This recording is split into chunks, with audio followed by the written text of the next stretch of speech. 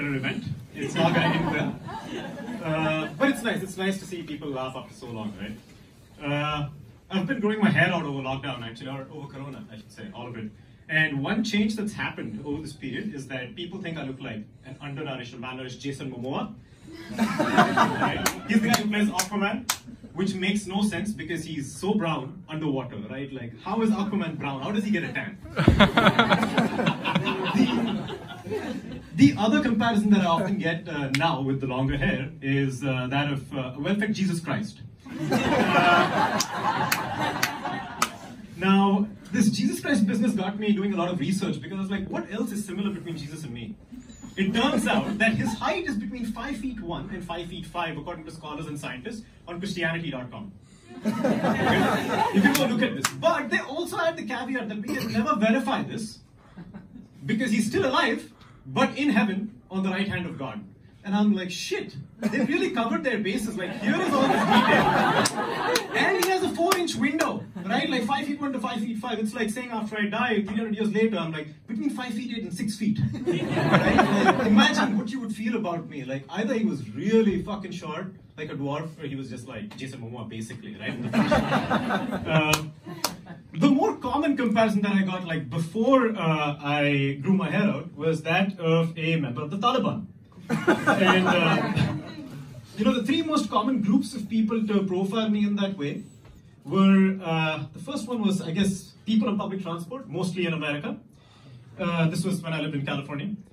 The second group of people is basically immigration check officers. That's before I get on public transport and I get off the plane. So this was again in America. It doesn't happen as much in England. And the third group is my parents. There's not been a single day when I've hopped off a plane to visit them. They live in America too, by the way. So like I hop off the plane, I cross immigration check where I've already been harassed. I either take public transport to get home or I get into a car with my parents. They're like, why do you come looking like that? What happens to you? Now, it shouldn't surprise you to also learn that my parents are pro-Donald Trump. That's because they've become American now. And they're all about America for Americans. They're like basically Midwestern American farmers, right? Like it's all about that immigration reform that's going to protect people from taking your jobs, right? So that's what my family's all about now. But we did spend a lot of time together over my favorite holiday, Lockdown 2. This was in India. We were together for 6 months.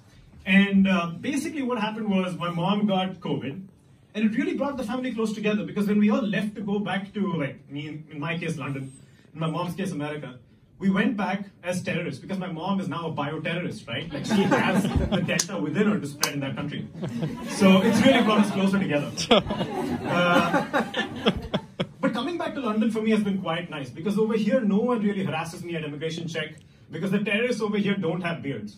Right? Like, if you saw the latest killing, like, that kid, 21 years old, doesn't have a beard. But 4 years ago, I think the London Bridge guy did have a beard. So it's not always true, but it's, you know, there are lots of doppelgangers out there pretending to be almost white. Yeah. I guess after coming out of the airport, I get into public transport here and people do ignore me, which is quite nice. Like, it's nice to feel like you don't matter. You know?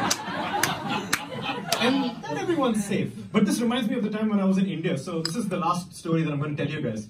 And it just like blows my mind. Like I was taking this train from Delhi to Rishikesh. Has anyone heard of Rishikesh or been to Rishikesh? Yeah. Yeah, so you know that it's this place where you go for these hippie vibes and you have, you know, all these yoga teacher training retreats. So my friends and I, this friend of mine, not friends, this girl and I were taking this train from Delhi to Rishikesh. And a few stops later, some white people come on the train, and my friend starts to get really agitated, right? And I'm like, okay, like her and I live together in California. She's been through this sort of like, you know, racial profiling. It's like, okay, like let's not talk about it. A few stops later, again, Indian couple comes on the train. Now, you know, Rishikesh is this super liberal place, so you can expect, you know, Indian people to pretend to be gay or actually be gay. I don't know, but they display this public affection, right? And so my friend again gets agitated when these Indian gay couple, they come on the train, right?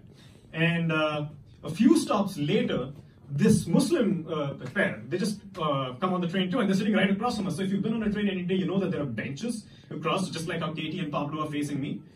I'm facing them. So this Muslim couple come on the train, and my friend just gets up and bolts off. And I know what you're thinking, that my friend is a bigot and a racist. But I'll have you know that she's actually got a point, and I've been profiled too, right? So I think I know what I'm talking about here. It doesn't matter what your sexual orientation, what the color of your skin, or what religion you practice. It's not all right to come on public transport.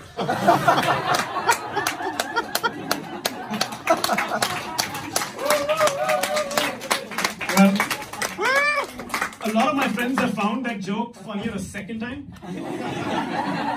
But this is good. But the thing is, I wanted to close off by saying that maybe this joke will be funnier next time because it's all about that second coming.